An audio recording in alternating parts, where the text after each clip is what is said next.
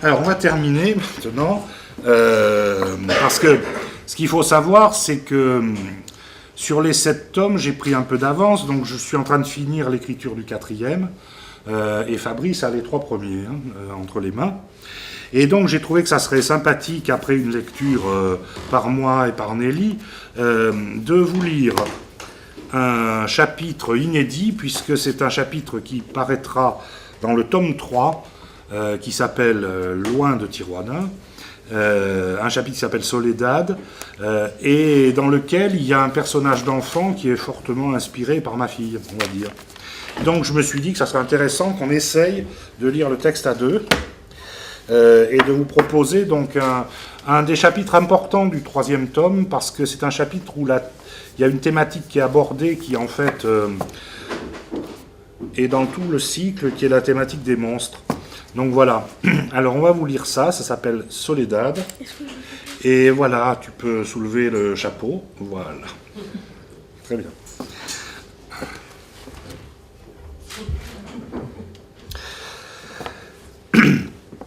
Donc, fort et pas trop vite.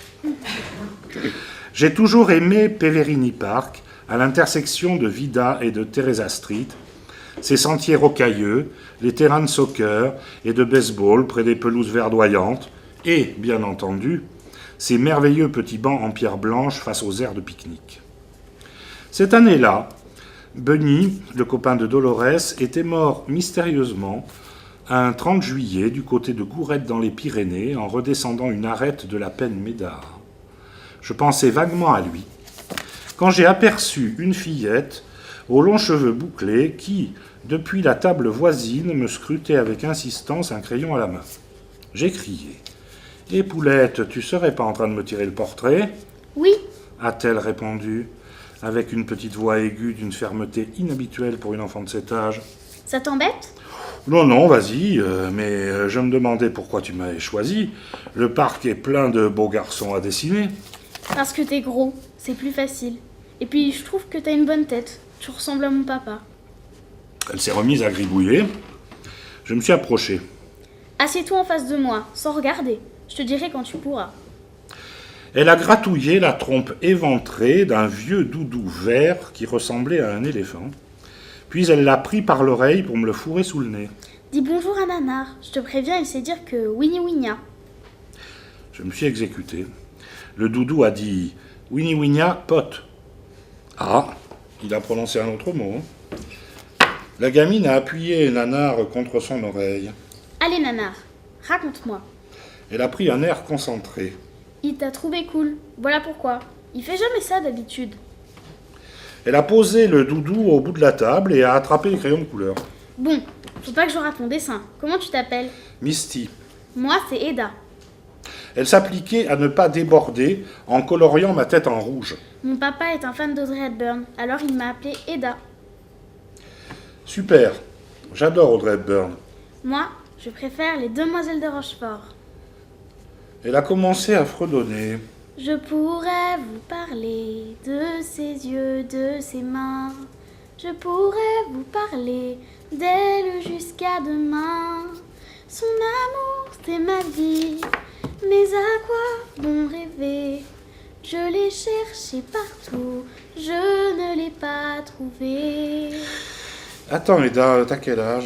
10 ans, mais j'ai sauté 2 classes et j'ai beaucoup de neurones. Elle a ri. Comment t'as trouvé? Trouvé quoi? Ben, comment j'ai chanté? Ah, merveilleusement bien, c'était magique. Elle a caressé le crâne du pauvre Nanar, qui a sauté en l'air en faisant bzz. Oh, j'ai l'impression que Nanar est très content. Tu m'as fait un compliment, donc il est content. Elle a brandi la feuille. J'ai terminé, ça te convient? On me voyait assis sur le banc, les jambes croisées, en train de lire un journal. J'ai ajouté l'accessoire pour faire plus vrai. Ça alors? Ça te plaît?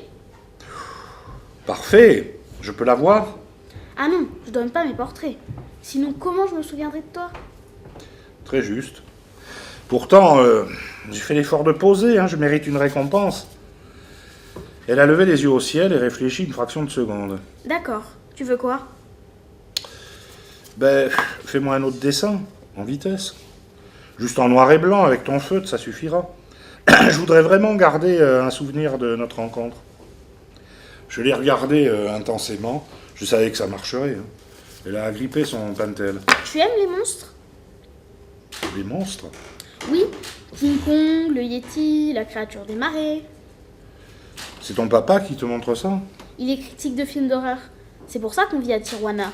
Si tu veux, je peux te dessiner Godzilla. J'ai une peluche qui s'appelle Bébé Godzi. Ok. Elle s'est mise à la tâche. En l'espace de 5 minutes, elle avait fini. Elle a examiné son travail avant d'apposer sa signature en haut à gauche. Tiens, Elle paraissait très satisfaite. t'as un bureau pour le punaiser au mur? J'ai découvert Godzilla qui grimpait tranquillement une petite colline.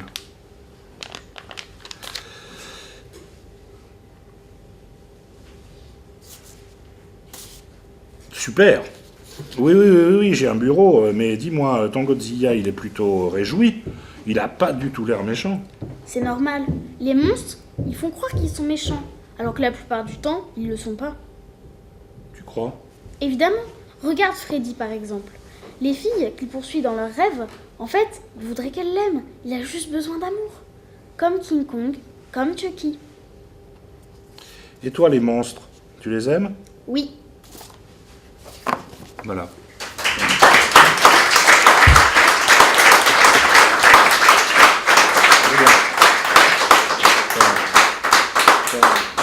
T'as mieux lu que moi en fait. Voilà, donc pour les lectures, hein, c'était assez rapide. On a des livres là si certains sont intéressés, voilà. Y compris d'ailleurs des livres de mon ami Christian Brissard, où est-ce qu'il est? Oui, voilà, qui est là, il y a aussi des livres de lui, si certains sont intéressés. On va faire une pause de 10 minutes, un quart d'heure, histoire que les musiciens se préparent, que vous puissiez boire un coup si vous avez envie, et puis éventuellement, si vous voulez que je vous signe un livre, enfin bon, voilà. Et si vous voulez aussi un exemplaire de la plaquette de Noël, vous me dites. Hein.